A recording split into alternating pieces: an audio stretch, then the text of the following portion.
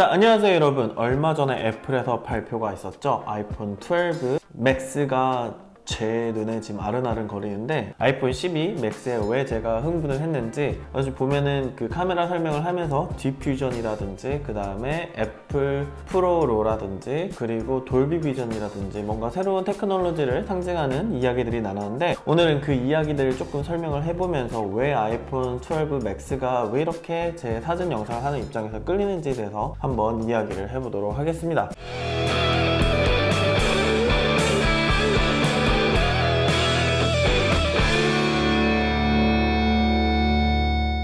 일단 요번에 아이폰이 나왔는데, 일단 칩이 메인 프로세서가 5나노 공정으로 되었습니다. 지금 다른 데는 뭐 7나노 공정 막 이러고 있는데 10나노 이러고 있는데, 요번에는 5나노 공정으로 지금 세계 최초로 애플 칩이 이렇게 진행이 되었고요. 이것 때문에 전작 대비 50% 빨라졌고, 그만큼 처리 속도가 빨라진 만큼 컴퓨테이셔널 포토그래피, 그러니까 컴퓨터 AI 기술을 응용한 사진 작업과 그리고 영상에서의 그 퍼포먼스가 굉장히 많이 올라갔어요. 그래서 이것들을 한번 구체적으로 이야기. 일단 첫 번째는 디퓨전이 모든 카메라에 다 들어간다는 겁니다. 아이폰 11 같은 경우에는 메인 카메라, 광각 카메라, 와이드 앵글 카메라에만 디퓨전이 적용이 됐었는데요. 이번에 아이폰 12 프로 같은 경우에는 모든 셀피 카메라, 초광각, 광각, 망원까지 전부 다 디퓨전 테크놀로지가 들어간다고 합니다. 이 디퓨전 테크놀로지는 뭐냐면 일종의 그 사진에서 말하는 브라켓팅 기법인데요.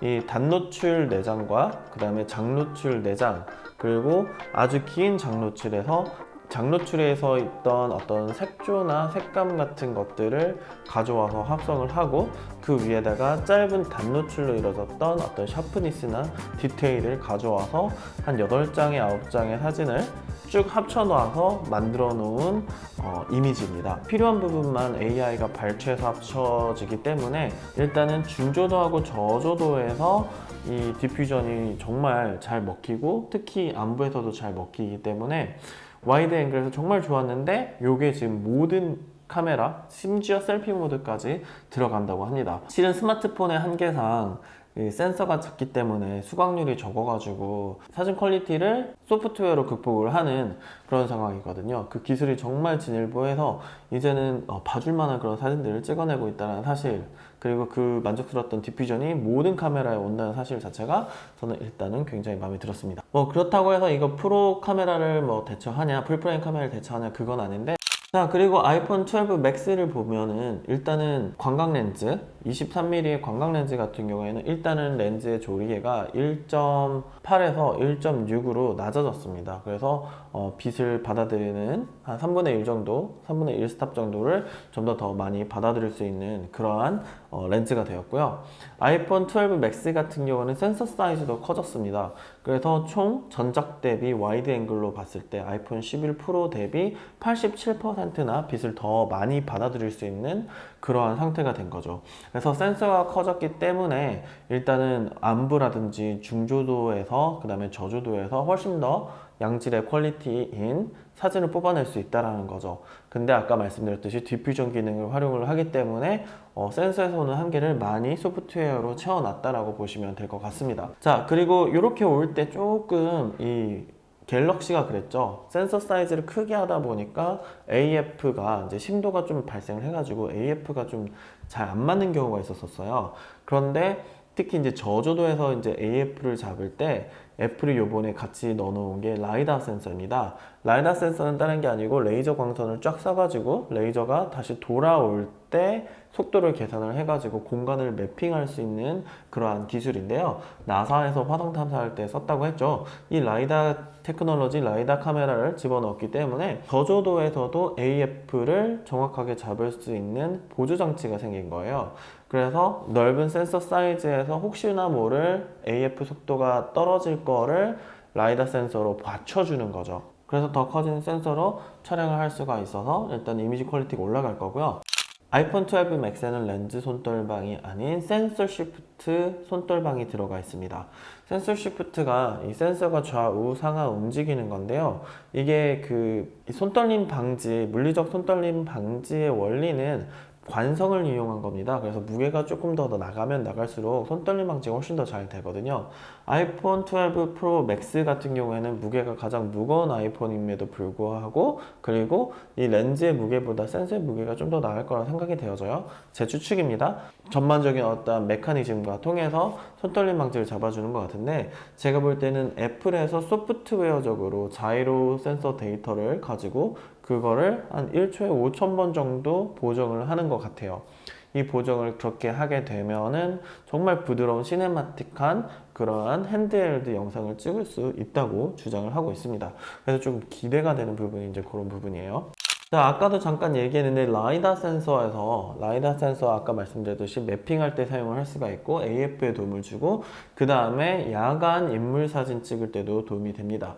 인물 사진 찍을 때 같은 경우에는 이 기존의 듀얼 카메라로 인물 사진을 했었는데요. 카메라 앵글에 따라서 피사체가 어떻게 잡히는지 그 위상차를 통해 가지고 소프트웨어적으로 백그라운드 블러를 실현을 했었어요. 그런데 이게 대비가 떨어지거나 그리고 밝기가 좀 어둡거나 하면은 이 인지할 수 있는 JPG 비트맵 매핑을 할 수 있는 데이터가 확실하지가 않아서 야간 인물 사진을 찍었을 때는 이 퀄리티가 그렇게 높지 않았는데, 이번에는 라이다로 그 피사체의 거리를 정확하게 파악을 하기 때문에 야간에도 사진을 잘 찍을 수 있게 만들어주는 그런 파워풀한 사진 기능이 되겠죠.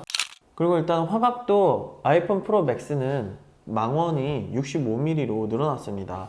50mm에서 65mm로 늘어나가지고 일단은 전반적인 화각대를 보면 초광각 13mm, 표준 23mm, 그리고 망원이 65mm예요. 1365의 레인지의 줌 렌즈예요. 저희가 1635랑 그 다음에 2470을 합친 레인지보다 조금 광각으로부터 표준 줌망원 70mm나 65mm나 되게 비슷할 거라고 보거든요. 표준 화각과 광각 렌즈 화각을 전부 다 커버를 하는 훌륭한 화각대, 범용적인 화각대를 구성하게 되었어요. 약간 망원이 좀 필요할 때가 있었거든요. 좀 클로즈업이나 마크로샷이나 좀 가까이서 찍고 싶을 때가 있었는데, 요번에 되려 조리개가 물론 2.2로 좀 높아져서 3분의 1 정도 후각률이 좀 떨어졌긴 했지만 그래도 좀 더 망원으로 찍을 수 있다는 점이 저는 되게 마음에 들었고요. 그리고 말씀드렸듯이 이 디퓨전이 들어가고 안 들어가고는 화질 차이가 굉장히 나는데, 이 디퓨전이 이 망원에서도 작동이 되기 때문에 그 3분의 1 정도의 손에는 좀 괜찮지 않을까 이 생각이 들고 있습니다. 스마트 HDR이 지금 3세대까지 왔는데요. 스마트 HDR은 말 그대로 세 장의 사진을 합치는 그런 사진인데, AI로 예를 들어서 안에 있다는 구분을 해요. 사람을 찍었는지 구두를 찍었는지 사물을 전부 다 인식을 합니다. 그래서 그 사물별로 이 애플에서 데이터를 선별해 놨어요. 예를 들어서 신발이면 어떤 디테일을 살려라, 음식이면 어떤 디테일을 살려라, 건물이면 어떤 디테일을 살려라가 이미 AI 시스템에 들어가 있어가지고 이걸 자동으로 알아서 디테일과 색조랑 이런 컨트라스트를 자동으로 조절을 해가지고 여러 장의 이미지를 합치는 거죠. 특히 화이트 밸런스, 예를 들어서 역광이다 그러면은 햇빛 들어온 데는 태양광이지만 그늘진 데는 그늘진 화이트 밸런스를 해야 되잖아요. 사람 얼굴이면 사람 얼굴에 맞는 화이트 밸런스가 따로 있고요. 근데 이 AI가 사진에 찍힌 걸 전부 다 인식을 해서 자동적으로 화벨까지 다 잡아주면서 만들어내는 게 스마트 HDR 기능입니다. 그래서 말 그대로 AI 포토그래피, 컴퓨테이셔널 포토그래피라고 하는데, 이런 기능들이 전부 다 들어가게 된다면, 이건 예전에 일일이 사람들이 포토그래퍼들이 사진으로 찍고 로로 찍고 이것들을 부분별로 섹션별로 보정을 하고 디테일을 살려야 되는 작업을 컴퓨터에서 몽땅 해주는 거죠. 노이즈 제거까지 합쳐서요. 컴퓨터가 대신해 주기 때문에 일반인들도 상당히 고퀄의 사진을 찍을 수가 있고요. 그리고 이제 포토그래퍼 입장에서는 굉장히 편리한 기능이 되는 거죠. 컴퓨터가 알아서 다 해주니까. 자, 그런데 이 컴퓨터가 다 알아서 다 해줘서 편하긴 한데, 그렇다고 컴퓨터가 인간을 무조건 다 뛰어넘냐? 그건 또 아니거든요. 이 컴퓨터 AI가 잘못 작동해가지고 내가 원치 않는 부분을 너무 이렇게 붉게 만들거나 노랗게 만들거나 아니면은 HDR 합성이 잘못됐거나 그럴 수가 있습니다. 그래서 요번에 애플이 넣어주는 게 애플 프로 로 파일이라는 거예요. 이게 일반적인 로 파일이랑 다른 게 뭐냐면, 그냥 단일 싱글 사진을 찍어서 로를 찍어 놓으면은 일단은 대비나 이런 것들이 막 엉망진창이고요. 히스토그램 보면서 이제 찍긴 하겠지만 거기서 안부 끌어올려주고 하이라이트 눌러주고 색깔 뽑아주고 채도 맞춰주고 샤프닝 넣어주고 노이즈 캔슬까지 해야 완성된 고퀄의 사진이 나오는데, 이 애플 프로 같은 경우에는 이미 아까 말씀드렸던 AI 기능으로 디퓨전 기능이나 스마트 HDR로 한번 먹인 거를 로 파일 상태로 준다는 거죠. 그래서 기본적으로 끝내놔야 될 모든 보정들을, 조금 머리 아픈 보정들을 애플이 알아서 컴퓨터로 쫙 만들어 놓은 다음에 여기다가 이거를 다 합쳐서 로 파일로 만들어 줍니다. 이 말은 즉슨 그 로 파일을 가지고 화이트 밸런스를 자유자재로 바꿀 수가 있고요. 그리고 데이터량이 많기 때문에 색조나 컬러를 또 제 마음대로 바꿀 수가 있고요. 거기서 안부나 하이라이트를 좀 더 보정할 수가 있고요.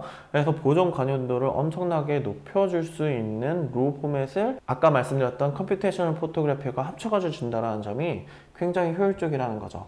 그래서 뭐 샤프닝이나 노이즈 제거를 따로 안 해도 얼마든지 이 컴퓨터 안에서 또는 애플 그 카메라 앱에서 또는 맥의 사진 앱에서 조절을 더 할 수 있다는 점, 그리고 서드파티 라이트룸이나 다른 에도 API를 공개를 해서 서드파티에서도 이 로 파일을 찍을 수 있게 만들어준다는 점, 이 부분 자체가 굉장히 메리트로 다가왔습니다. 그래서 아이폰으로 무슨 상업을 찍냐, 물론 찍는 분들 계세요. 요즘 쇼핑몰에서 아이폰으로 사진 찍는 분들을 고용을 할 정도로 아이폰으로 쇼핑몰 카메라를 대체하는 경우가 있어요.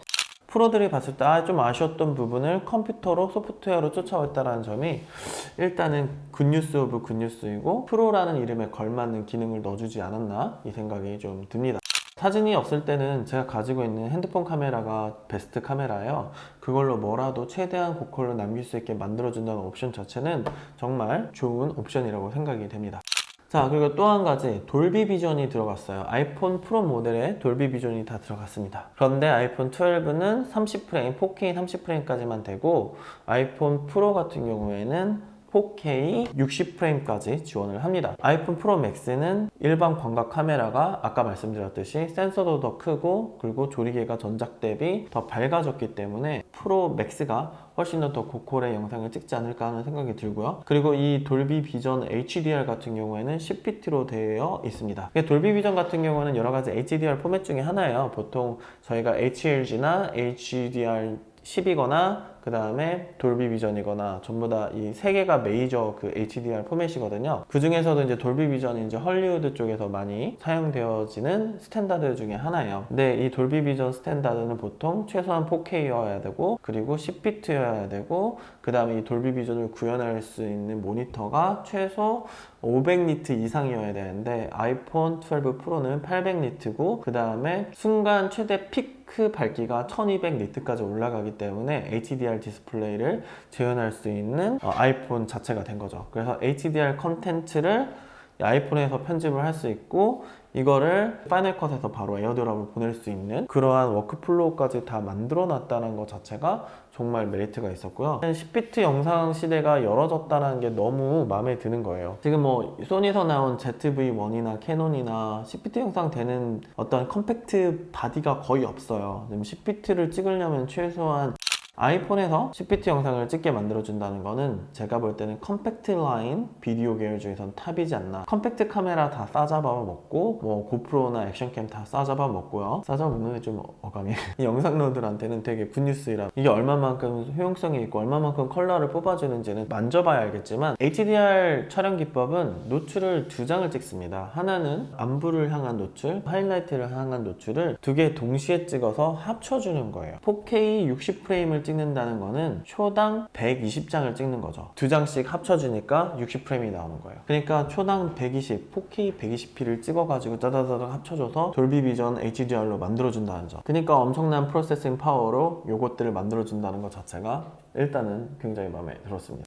액션캠을 안 사기를 잘했다는 생각이 들었어요, 발표 보고. 왜냐면은 방수가 6m까지 되고, 보통 액션캠 사는 이유는 손떨방하고 방수되는 거, 요거 때문에 사는데 요번에 손떨방이 엄청나게 잘 나올 것 같은 느낌이 들고요. 방수까지 6m에서 30분간 버틸 수 있는 IP68 그레이드이기 때문에 이제 액션캠을 안 사길 잘했다, 고프로를 안 사길 잘했다 되는 거죠. 그리고 컴팩트 카메라도 ZV-1을 살까 고민하고 있었는데 그거보다 더 좋은 10비트 영상을 넣어주고, 그리고 화각도 뭐 1365니까 화각도 굉장히 범용적이고 더 되려줬고, 그렇게 되다 보니까 이젠 정말 핸드폰 이 카메라가 정말 많이 쫓아왔구나를 실감할 수 있었습니다. 그렇다고 해서 뭐 센서 사이즈를 전부 무시할 정도로 뭐 엄청나게 잘 나오냐, 그건 절대 아니에요. 프로 카메라가 아직은 훨씬 더 퀄리티가 좋고 이 아이폰으로 해결되지 않는 부분이 있습니다. 메인은 아니지만 서브로, 그리고 급하게 무언가를 해야 될 때, 하지만 그 급하게 무언가를 할 때 퀄리티를 최대한 건질 수 있게 만들어주는 옵션, 아니면 핸드폰만으로도